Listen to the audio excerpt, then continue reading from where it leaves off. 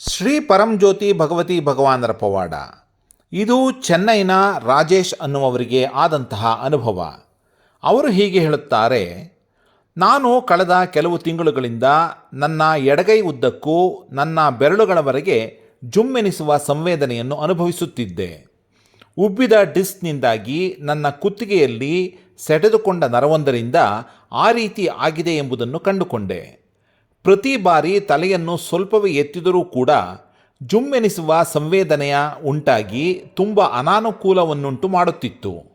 Computer ಮುಂದೆ ಬಹಳ ಸಮಯದವರೆಗೆ ಕುಳಿತುಕೊಳ್ಳುವುದು ಇದಕ್ಕೆ ಮುಖ್ಯ ಕಾರಣವೆಂದರೆ ನನಗೆ ಅನ್ನಿಸುತ್ತಿತ್ತು, ಮಲಗಿಕೊಳ್ಳುವುದು, ಕಾರನ್ನು ಚಾಲನೆ ಮಾಡುವುದು ಅಥವಾ ಸೈಕಲನ್ನು ತುಳಿಯುವುದು, ಯೋಗಾಸನಗಳನ್ನು ಮಾಡುವುದು ಮತ್ತು ಮೇಲೆ ನೋಡುವುದು ಮೊದಲಾದ ಸಾಮಾನ್ಯ ಚಟುವಟಿಕೆಗಳೂ ಕೂಡ ತುಂಬ ನೋವನ್ನುಂಟು ಮಾಡುತ್ತಿದ್ದವು.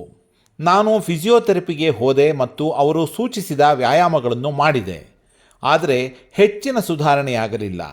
ನಾನೊಬ್ಬರು ನರತಜ್ಞರ ಬಳಿ ಹೋದೆ. ಅವರು ಕೆಲವು ಸ್ಟಿರಾಯ್ಡ್ ಚುಚ್ಚುಮದ್ದುಗಳನ್ನು ಬೆನ್ನು ಮೂಳೆಗೆ ಹಾಕಿಸಿಕೊಳ್ಳಲು ಸಲಹೆ ನೀಡಿದರು. ಅದನ್ನು ನಾನು ಹಾಕಿಸಿಕೊಳ್ಳಲಿಲ್ಲ.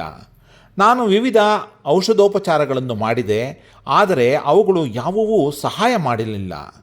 ನಾನು ತುಂಬ ಚಿಂತಿಸಲು ಪ್ರಾರಂಭಿಸಿದೆ ಮತ್ತು ಕಂಪ್ಯೂಟರ್ನಲ್ಲಿ ಕೆಲಸ ಮಾಡಲು ಹೋರಾಡುತ್ತಿದ್ದೆ. ಇದಾದ ಕೆಲವು ತಿಂಗಳುಗಳ ನಂತರ ಸತ್ಯಲೋಕದಿಂದ ಸೋಮವಾರಗಳಂದು ನಡೆಸಲಾಗುವ ಆರೋಗ್ಯ ಪೂಜೆಯಲ್ಲಿ ಭಾಗವಹಿಸಲು ಪ್ರಾರಂಭಿಸಿದೆ. ಇದರ ನಂತರ ನನಗೆ ಸ್ವಲ್ಪ ಆರಾಮವೆಂದು ಅನಿಸಿತು. ಅದೇ ಸಮಯದಲ್ಲಿ ನಾನು ಶ್ರೀ ಅಮ್ಮನವರ ದೀಕ್ಷಾ ದರ್ಶನದಲ್ಲಿ ಭಾಗವಹಿಸಿದೆ. ಇದಾದ ನಂತರ ಮತ್ತೊಮ್ಮೆ ನಾನು ಫಿಸಿಯೋಥೆರಪಿಗಾಗಿ ಹೋದಾಗ ಫಿಸಿಯೋಥೆರಪಿಸ್ಟ್ ಒಂದು ಹೊಸ ವಿಧಾನವನ್ನು ಪ್ರಯೋಗಿಸಿದರು ಮತ್ತು ಬೇರೆ ವ್ಯಾಯಾಮಗಳನ್ನು ಸೂಚಿಸಿದರು. ಈ ವ್ಯಾಯಾಮಗಳನ್ನು ಮಾಡಿದ ನಂತರ ಸ್ವಲ್ಪ ಸುಧಾರಣೆ ಕಂಡುಬಂದಿತು. ಆದರೆ ಈ ವ್ಯಾಯಾಮಗಳನ್ನು ನಾನು ಪ್ರತಿದಿನ ಮಾಡಬೇಕಿತ್ತು ಮತ್ತು ಸ್ವಲ್ಪ ಹೆಚ್ಚು ಜಾಗರೂಕರಾಗಿದ್ದರಿಂದ ನಾನು ಸಮಸ್ಯೆಯನ್ನು ನಿರ್ವಹಿಸಲು ಸಾಧ್ಯವಾಯಿತು. ನಾನು ಆರೋಗ್ಯ ದೀಕ್ಷೆ ಪ್ರಕ್ರಿಯೆಯಲ್ಲಿ ಭಾಗವಹಿಸುವುದನ್ನು ಮುಂದುವರಿಸಿದೆ.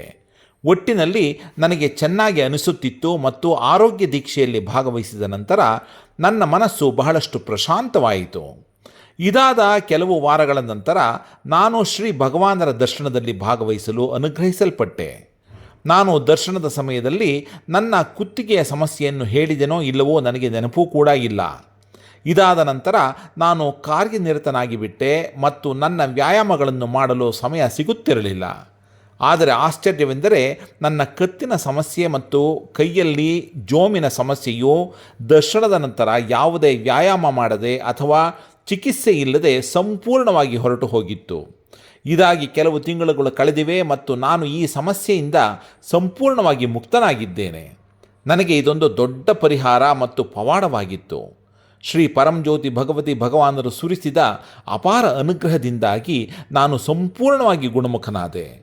ನನ್ನ ಪ್ರೀತಿಯ ಶ್ರೀ ಪರಂಜ್ಯೋತಿ ಭಗವತಿ ಭಗವಾನ್ ಈ ಪವಾಡಕ್ಕಾಗಿ ಮತ್ತು ನನ್ನ ಆರೋಗ್ಯವನ್ನು ನನಗೆ ಮರಳಿಸಿದ್ದಕ್ಕಾಗಿ ನಿಮಗೆ ಧನ್ಯವಾದಗಳು. ಆರೋಗ್ಯ ಪ್ರದಾತ ಶ್ರೀ ಅಮ್ಮ ಭಗವಾನರಿಗೆ ಜಯವೆನ್ನಿ.